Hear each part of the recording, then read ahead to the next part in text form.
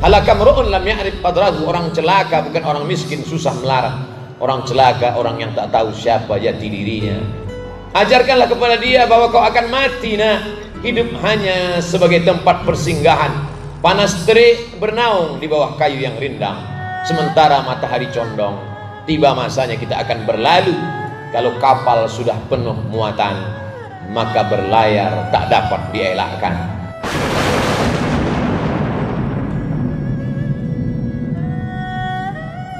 Ada seorang doktor lulusan S3 dari universitas ternama di Bandung menulis buku tentang pentingnya investasi hidup dan pendidikan. Bukunya laris, bestseller. Katanya ketika anak masih kecil-kecil, kalau ada kelebihan dana, mulailah membeli rumah. Rumah ini dicicil 10 tahun, 15 tahun, 20 tahun. Nanti ketika anak sudah tamat SMA, maka rumah lunas dan bisa dijual. Setelah rumah dijual, bisa dipakai untuk dua. Pertama, pendidikan anak ke jenjang perguruan tinggi S1, S2, S3. Sisanya bisa dipakai untuk modal usaha. Ramai-ramai orang mengikuti saran ini, dan yang menulis buku pun berhasil. Anak yang pertama sudah lulus di Amerika dengan predikat cum laude, sarjana terbaik, bahasa Inggrisnya mantap, dan diterima bekerja di luar negeri. Anak kedua begitu juga, baru saja diterima dengan karir yang memuaskan hati orang tua. Anak paling kecil masih dalam proses pendidikan. Kemana kemari seminar menceritakan tentang keberhasilan.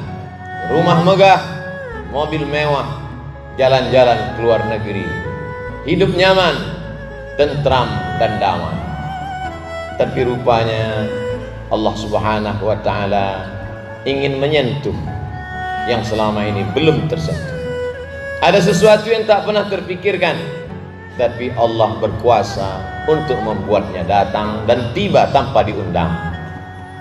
Tanpa terlintas di pikiran, istri pun jatuh sakit. Ketika istri sakit, masuk ke rumah sakit di ruang ICU. Saat itu dihubungilah anak yang pertama. Ibumu dalam keadaan sakit, nak. 9 bulan 10 hari kau dikandungnya.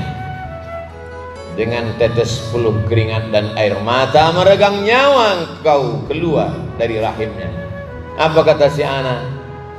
Aku tidak bisa karena ada rapat penting, meeting yang harus dikerjakan. Dan saya tinggal di negara yang sangat disiplin.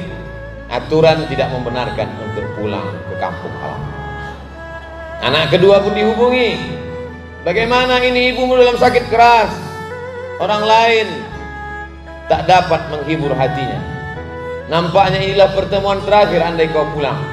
Anak kedua berkata, ayah, aku tidak bisa pulang karena aku baru saja diterima bekerja di perusahaan ternama. Ini masa depanku, ini karirku. Maka hari-hari pertama kerja ini tidak boleh absen. Dan ini negara sangat disiplin. Mereka tidak tahu menahu apa yang terjadi pada karyawannya, maka mesti tetap bekerja. Tinggal lagi satu harapan anak terkecil yang terakhir. Ternyata harapan itu pun juga pupus, hilang, terbang melayang. Karena anak terkecil mendapatkan beasiswa dengan ikatan yang begitu ketat, tidak boleh meninggalkan bangku kuliah. Malaikat maut tidak menunggu, nyawa tetap berpisah keluar dari jasad dalam keadaan ramai di tengah kesepian. Orang lain banyak datang, tapi anak yang diharapkan membisikkan ke telinga, la ilaha illallah Muhammadur Rasulullah.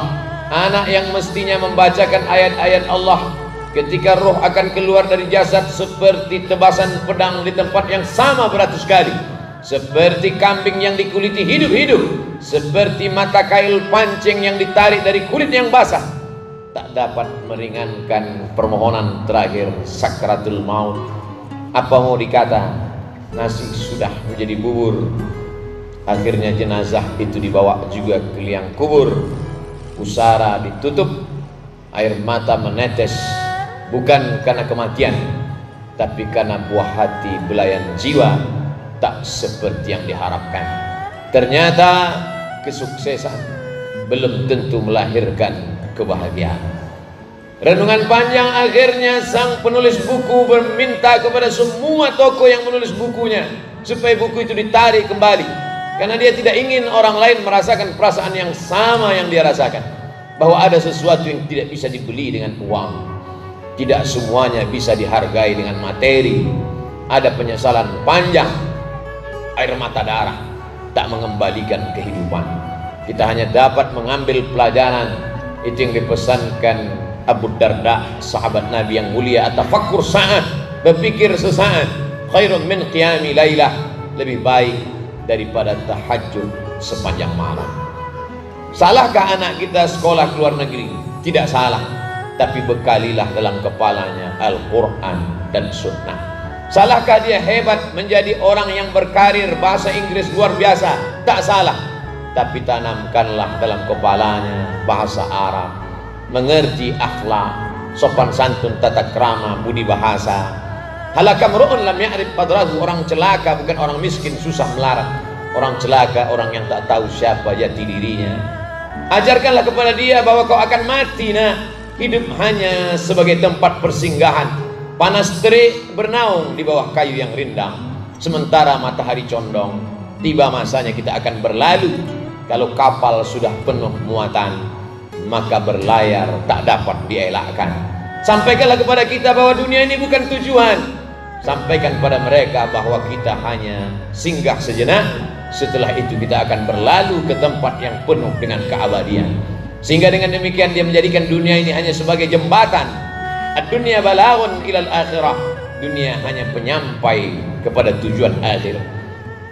Bahwa dia akan mencari akhirat penting. Wabtaghi fima ataakallahu daral akhirah. Carilah akhirat. Tahajudlah sepanjang malam. Bacalah Quran. Wala tansa nasibaka minad dunya. Tapi jangan lupa kau hidup di dunia, perlu makan.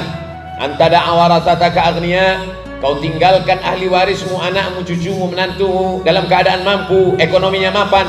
Khairan, lebih baik min antada'ahum, daripada kau tinggalkan mereka alatan, miskin, susah, melarat, yatakaffafuna 'alan nas, mereka meminta mengemis kepada orang lain. Tak ada kepercayaan dirinya, tak ada izzahnya, tak didengar kata-katanya, tak dihormati ucapannya, karena dia orang yang terhinakan. Tapi jangan karena mengejar dunia lalu dia kehilangan tempatnya di akhirat. Islam mengajarkan kita keseimbangan. Dalam doa dari Rukun Yamani menuju Hajar Aswad berulang kali dikatakan Rabbana atina fid dunya hasanah wa fil akhirati hasanah wa qina adzabannar.